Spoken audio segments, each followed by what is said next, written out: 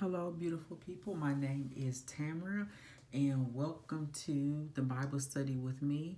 And today we are going to be studying Exodus 14, verses 13 through 14. And we are going to be reading from the Modern English Version. Okay. But Moses said to the people, "Fear not, stand firm and see the salvation of the Lord, which he will show you today. For the Egyptians whom you have seen today, you shall never see again. The Lord shall fight for you while you hold your peace. Stand firm. Fear not, stand firm." Okay, I want to give you just a little bit of the background of the scripture of really what's going on so that you can understand it a little bit better. Okay, the Lord was bringing his chosen people out of Egypt in a way that only can be described as like miraculous, like a miracle. The Egyptians believed in false gods and thought their false gods would protect them. God had made a statement that you would have no other gods before me. However, the king of Egypt and the Israelites that were alike were slow to learn. They just figured they could do whatever they wanted to do, that they could have their false gods, that they could put other gods before God. Pharaoh pursued after the Israelites, and when he found them, they were hiding and camped out along by the Red Sea. So they were kind of trapped, like stuck. They didn't know what to do. They were scared. They were stuck between Pharaoh's massive army and the Red Sea. The Israelites was very mad. They was upset. They was fussing at Moses, accusing Moses, saying, "You basically led us into the wilderness to die." Moses responds to the Israelites and said, "Do not be afraid. Do not fear. Stand firm, and you will see the deliverance of the Lord." Even though they were coming against Moses, being upset at Moses, thought that they were going to die, Moses insisted on telling them, "Do not be afraid." At this point, Moses had no idea how God would help them in this situation. All he knew all he knew was that God was certainly going to come through.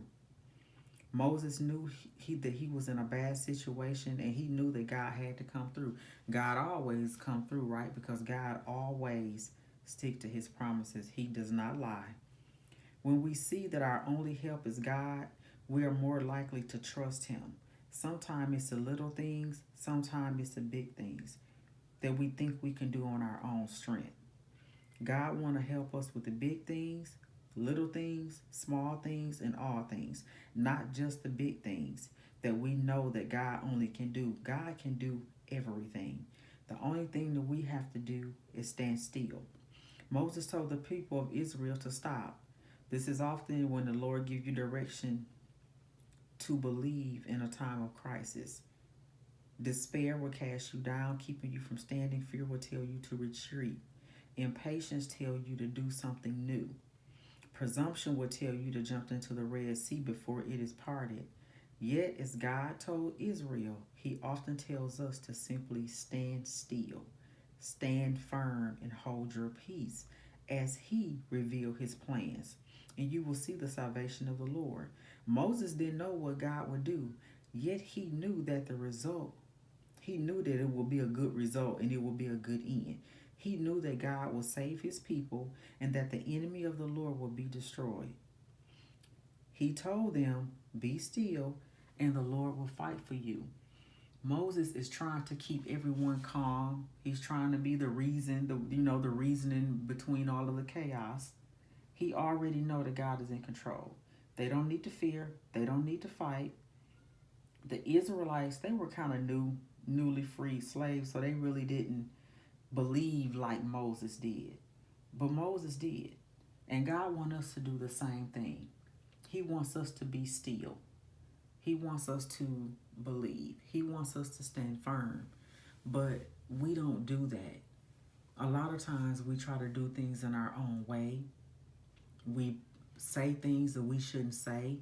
We speak too soon. We react instead of respond. Instead of responding, we let our emotions get the best of us, which is one of the worst things that you can ever do, because when you're speaking from your emotions, or when you are very upset, you're not thinking clearly. You're not thinking clearly when you're mad. You are just saying whatever you want to say, no matter what. And then later on, when you think about it, sometimes you want to apologize, or sometimes you're just mad. And when you're mad, you are not thinking clearly. That's why God wants us to wait. He wants us to wait and pray. Stand still, stand firm, and be patient. And we also have to know that, remember and know that God has his own timeline. It's not our timeline. God controlled and he created the timeline. So no matter how you cry, do whatever, it doesn't matter. It's God's timeline. Now you can go ahead of God, which I wouldn't suggest, because if you go ahead of God, you're probably gonna mess it up. And then you're gonna have to come back to God and pray and wait for him to fix it. When the first thing that you should have done was prayed about it and just wait. God hear you and he sees you. And he always wants the best for you. Excuse me. All we have to do is be still and listen and wait for God. Excuse me. The Lord told Israel, I will fight for you. And he did. God always, always, always, always keep his promise. We have to have confidence in God. We have to have confidence in God's word. We have to have confidence in his faithfulness. He has promised to fight for us and deliver us from our enemies. I know I keep harping on it and saying the same thing kind of over, stand firm. Sometimes you gotta, I'm trying to get it to, to soak in, because we all do that, including myself. How many times have I went ahead of God, I'm sorry. How many times have I tried to fix something on my own and completely made a mess of it? How many times should I have just shut my mouth, not said anything? When you pray about it, you're giving God permission to take control, and he will. But you can't go ahead of God. And sometimes you will go ahead of him after you done prayed about it. And it's almost like, well, you God saying, well, you don't need me. You didn't already went out here and tried to do your own thing, do it your way. You couldn't wait for me, so go ahead. But that's not what he wants. He wants you to talk to him about it. He wants to be involved in your life. He wants to be involved in every little thing, big, small, every plan, every vision that you have, every problem, every situation. He wants to be a part of it. So the only thing you have to do is stand firm. That's it. Stand firm. Be still. Wait. Be patient. On repeat. It might not happen in your time, but it will happen in God's time. It might be 1 hour, 1 day, 1 minute, 1 month, 10 months. We don't know. But God knows, and we know that he always wants the best for us. Challenges are opportunities for our faith to trust and grow. And it's an opportunity for God to receive all the glory and all the honor. When you pray, when you stand firm, you should have a sense of peace, knowing that it's already worked out. It's already worked out. But the thing about it, it's worked out in his timing.